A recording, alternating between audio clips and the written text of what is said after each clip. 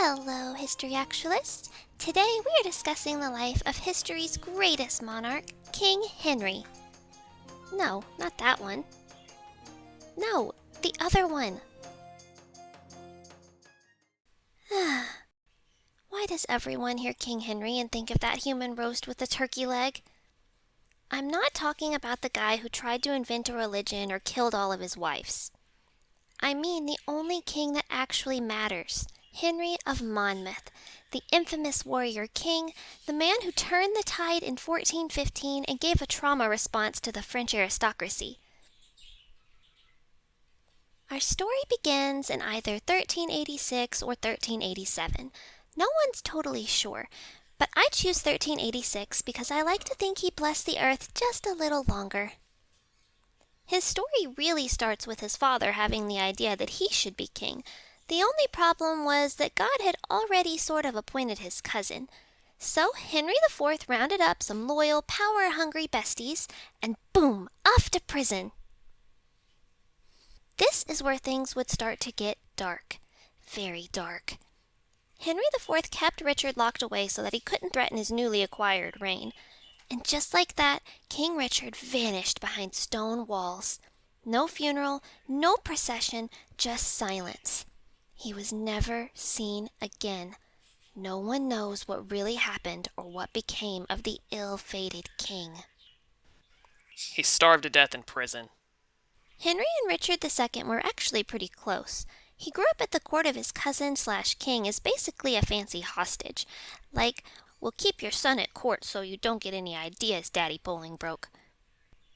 But, plot twist, Richard was weirdly sweet to him, gave him gifts, took him hunting. They were kind of close. Which is actually sort of tragic, because years later, after his whole villain origin arc, Henry became king and had Richard's body dug up and reburied at Westminster Abbey like Bestie deserved better. I cry every time. This wouldn't be the last time Henry became entangled with a wiser, older, doting mentor by the name of Richard, but we'll get to that. Henry didn't waste any time proving himself as a fearsome leader in his father's court. At 16, he fought at the Battle of Shrewsbury, and despite popular belief, this was his greatest feat. Any film or discount fan fiction play is going to tell you, man, that day at Agincourt was really something. But don't be fooled by their nationalist propaganda. Henry was 16, leading an army, took an arrow to the face, and still made it happen. Straight broke off the shaft and crushed those backstabbing Hotspurs. They had to invent new medical tools to even dig it out. He nearly died. But go ahead, ask anyone what they know about Henry, and they'll say, Agincourt. In 1413, Henry's father finally Bolingbroke, and Henry V was officially named his successor. Henry cleaned house, pardoned enemies, strengthened old friendships, whipped that court into shape. There was only one problem, and it wasn't the freshly baked baguettes. See, way back when Henry's great-great-grandfather was king, he kinda sorta accidentally lost a bunch of English land to the French, like a bad Airbnb handoff, but with castles and bloodshed. And the French never gave it back. Less than 1 year into his reign, Henry V launched a campaign to France on a mission to reclaim his rightful inheritance. And there might have been something there about a deep-seated belief that he was a fraud and his father cursed their souls for all eternity under the eyes of God. So Henry did what any reasonable person would and started a full-on war. Or restarted, depending on who you ask. But he was a military genius. There was no way it would take more than a few months to have those perfume-soaked breadsticks begging on their knees.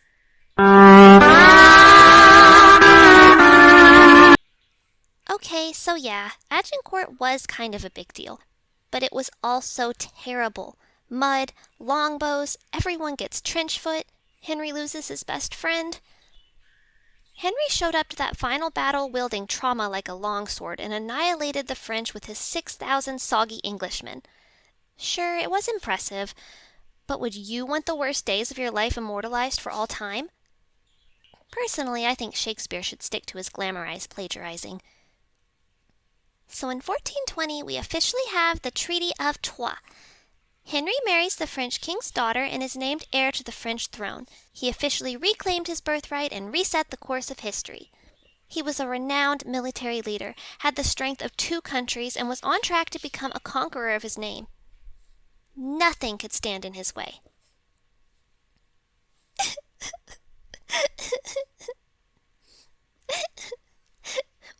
Why does it always have to go this way? Henry died in 1422, just missed becoming King of France. Womp womp. It's widely believed that he died from dysentery. He left behind his wife and infant, who would eventually become king, but unfortunately inherited none of his father's strength and all of his maternal grandfather's insanity.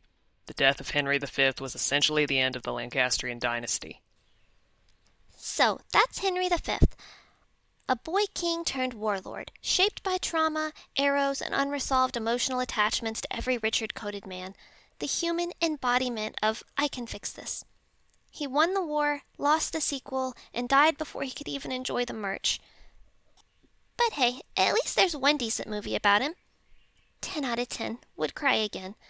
Despite the personal grief, the trauma, and the weight of a stolen crown, he committed to the bit. And war crimes. Stylized war crimes. Like and subscribe!